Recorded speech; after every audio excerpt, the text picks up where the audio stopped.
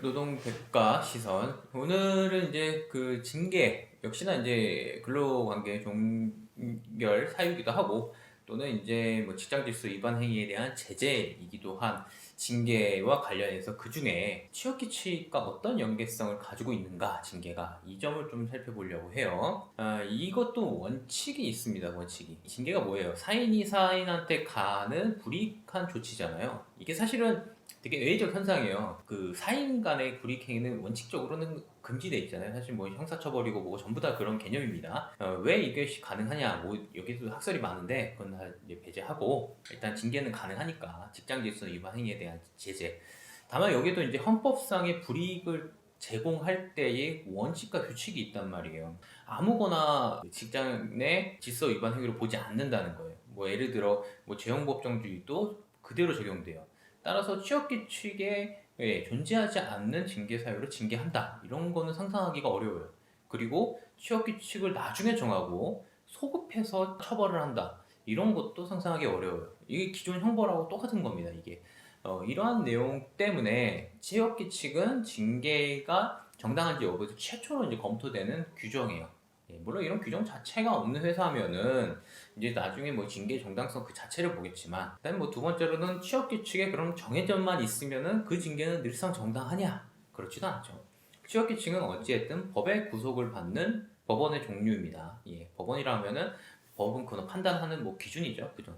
그러니까 법보다 늘 아래에 있기 때문에 정당성을 판단하는 요소는 취업 규칙이 전혀 문제가 되지 않는다. 이렇게 좀 말씀드릴 수 있을게요. 두 가지죠. 취업 규칙에 존재해야 되고, 취업 규칙은 반드시 여기에 따라서 뭐 절대 원칙처럼 되지는 않는다. 여기 규정되어 있다 하더라도. 이런 과정을 좀 설명드릴게요. 뭐 말도 안 되는 거 써놓고서는 뭐 취업 규칙 위반했다 징계할 수 없다 이런 얘기죠. 간단히 설명해 주시죠. 징계 사유는 이제 뭐 취업 규칙에 다양하게 보통 많이 써 있고, 많은 경우는 저희가 봤을 때 뭐 20개 넘게끔 이렇게 취업 규칙 상에 이렇게 사유를 엄청 구체적으로 놔두는 거죠. 빠져나갈 구멍이 없게끔, 또는 이제 맨 밑에 포괄적인 규정을 두기도 합니다. 그 외에 회사의 직장 질서를 위반했을 경우 이래가지고 빠져나가지 못하게, 그러니까 모든 행위에 대해서, 그러니까 뭔가 직장 질서를 위반했다라고 하면은 취업 규칙 상에 다 해당이 될 수 있게끔 보통 마련을 하고 있는데요. 그래서 징계 사유들 여러 가지들이 있는데 몇 가지 좀 대표적인 것들을 오늘 좀 말씀을 드리려고 합니다. 가장 1번으로 많이 나오는 거는 이제 근태 불량, 성적 불량 이런 것들이 늘 나오는 건데요. 근태 같은 경우는 지각이나 정해진 시간보다 일찍 퇴근을 했다거나 이런 부분들이 제일 많이 있고요. 아니면 이제 근무 중에 다른 짓을 했다거나 사적인 행동을 했다거나 이런 것들이 나오는데, 이런 건 뭐 원칙적으로 다 징계 사유가 됩니다. 이 부분에 대해서는 뭐 다툼의 여지는 없을 것이고, 이 성적에 대한 부분들을 좀 얘기 드릴 게 좀 있을 것 같아요. 과연 이 업무 성적이 나쁘다, 그래서 인사고과가 뭐 C등급이 나왔다, 그 자체가 징계 사유가 될 수 있는가 봤을 때는 일단 원칙적으로는 안 됩니다. 어쨌든 열심히 일을 했는데 성적이 안 나왔다, 이것들은 이제 문제가 될 수는 없는 거죠. 직장 질서에도 문제가 되지도 않았던 거고. 근데 뭐 어떠한 근태가 불량을 해서 정해진 시간에 어떤 업무를 하기로 했는데 그것을 못했고, 그게 근거가 돼서 뭔가 평가 기준이나 이것까지도 나쁘게 나왔다면은 이게 한꺼번에 이제 묶여가지고 징계 사유가 될 수는 있습니다. 실제로 뭐 징계 사유들 이렇게 인정됐던 것들을 보면은 한 3, 4년 동안 인사평가 점수가 굉장히 낮았고, 늘 거기에 어떤 점을 좀 더 개선을 해라, 이런 부분들이 있었는데 그거에 대한 개선의 노력이 없었다, 이런 거는 또 징계로 될 수는 있는데, 성적 자체는 저성과자에 대한 뭐 해고나 이런 사례들을 보면은 정말 그 최소한의 그런 직무 능력도 없을 정도 실적이 미달하는 경우, 그래서 인정된 경우 보면은 베테랑급 직원인데 이 신입 사원의 성과보다 한 10분의 1밖에 못한 거죠. 이런 정도가 되어야지만, 그래서 누가 봐도 이 사람은 객관적으로 능력이 부족하다라고 확인이 됐을 때 이런 것들이 징계 사유가 될 수 있던 것이지, 이번에 C등급 받았네 너 징계, 이거는 안 되고, 실제로 이런 부분들에 대해서 노동위원회도 인사평가에 대해서 객관성이나 이런 것들이 떨어지면은 그걸로 징계 사유로 삼을 수는 없다, 이렇게 보고 있습니다. 각각의 징계 사유, 괴롭힘이 좀 포괄적으로 적시해 놓은 경우가 굉장히 많아요. 나와있지만 뭐 괴롭힘, 성희롱, 폭행 굉장히 포괄적인데 뭐 기타 이에 해당하는 경우처럼 뭐 더 포괄적으로 적시해 놓은 경우도 많고요.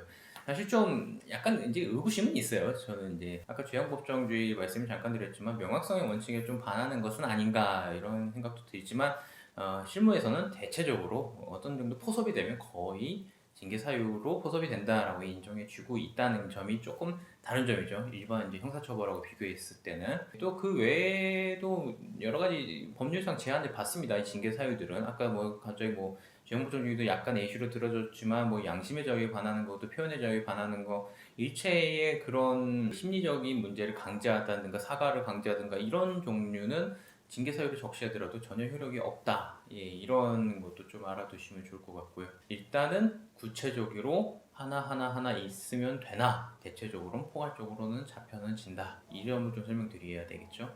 예, 좀 정리해 주시면서 여러 가지 좀 말씀 좀 해주시죠. 방금 이제 뭐 양심의 자유나 이런 거 말씀 주셨는데 그런 것처럼 쟁점이 되는 게 이제 심할서 때문에 또 트러블이 많이 생깁니다. 이거는 이제 업무 지시 불이행으로 보통 해석이 될 수 있는데요. 그러니까 회사에서 뭔가 심할서를 작성을 하라고 하면은 저희도 상담 전화를 되게 많이 받습니다. 이런 심할서에 사인을 해도 될까요? 뭐 이런 걸 많이 물어보시는데 이거에 사인을 안 하면 회사에서는 업무 지시 불이행으로 또 엮여갈 수 있기 때문에 조금 조심스러운 부분들이 있는데 관련된 사례들을 보면은 일단은 그 심할서를 요구하는 행동 자체가 정당한 명령인지를 먼저 봐야 됩니다. 어떠한 회사 내에서 뭔가 분실 사고나 손해가 났습니다. 그래서 이거에 대해서 경위서를 제출해라. 말 그대로 경위인 거죠. 나는 어떤 일을 했고 이렇게 처리를 했는데 이런 부분에서 손해가 난 거를 알게 되었습니다. 이렇게 정말 사실관계를 나열하는 이런 경위에 대해서는 무조건 쓰셔야 됩니다. 이거에 대해서 안 쓰시게 되면은 당연히 지시불이행으로 징계를 받으시게 되는 거고 본인 스스로 소명할 수 있는 기회나 이런 것들을 걷어차버린 형국이 되는 거죠. 하지만 간혹 이런 경우가 사실 더 많은데요. 그 심할서를 아예 당초 내용을 다 주거나 맨 마지막에 무조건 재발 방지의 노력이나 아니면은 재발 시에 뭐 해고나 뭐 이런 것들도 감수하겠다, 반성하겠다 이런 말을 꼭 쓰라고 그러니까 심할서를 1차로 내면은 이거를 수정을 하라는 지시들이 많이 있습니다. 근데 이런 것들에 대해서는 전체적인 법률이 적용되는 건 마찬가지로 취업규칙에 대한 부분도 양심의 자유를 침해하거나 이런 부분들은 그 자체가 정당하지 않은 명령인 거죠. 그렇기 때문에 이 명령에 대해서 심할서를 작성하지 않은 부분은 사후적으로 판단해보면 징계 사유가 불인정될 가능성이 큽니다. 이런 부분들에 대해서 요구를 만약에 받으시면은 최소한으로 쓰시는 거죠. 본인이 알고 있는 부분들, 사실관계에 대한 부분들을 쓰는 거고 경위서의 그런 차원인 거죠. 근데 심할서를 보통 쓰는 거는 어떤 회사에서는 견책이라고 해서 일종의 징계로 보는 경우들도 있기 때문에 조금 구분해서 볼 필요는 있겠지만은 이 사건 경위나 이런 부분들에 대해서 지시를 받으신 거는 쓰시고 그런 것들이 업무지시 불이행으로 연결되지 않도록 하시되 양심의 자유를 침해한다거나 이런 부분들만 좀 조심해서 작성하시면 될 것 같습니다.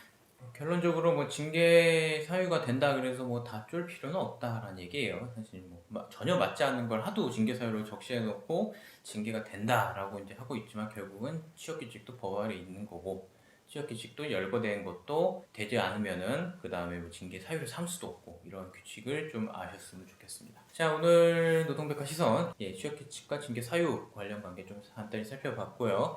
궁금하신 점 있으면 네이버 카페 이용해 주시고 카카오톡 채팅으로 됩니다. 친구 찾기에서 노무법의 시선을 검색해 주시면 됩니다. 뭐 댓글로도 좋습니다. 좋아요, 구독 좀 부탁드리고요. 여기까지 마치겠습니다. 감사합니다. 감사합니다.